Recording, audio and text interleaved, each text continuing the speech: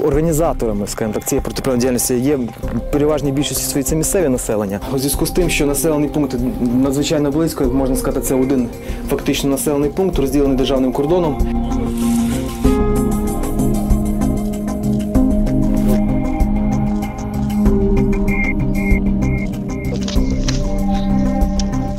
Такой аппарат имеет массу преимуществ. Во-первых, его практически не слышно в полете, а на малых высотах он незаметен для радаров. Вот только, в отличие от нашего, беспилотник-контрабандист перевозит сигареты целыми коробками.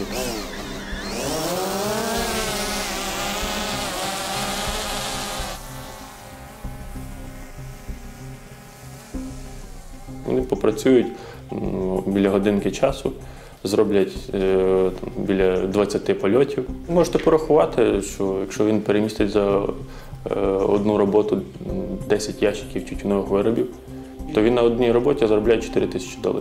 За 2 рази він відбиває дрон.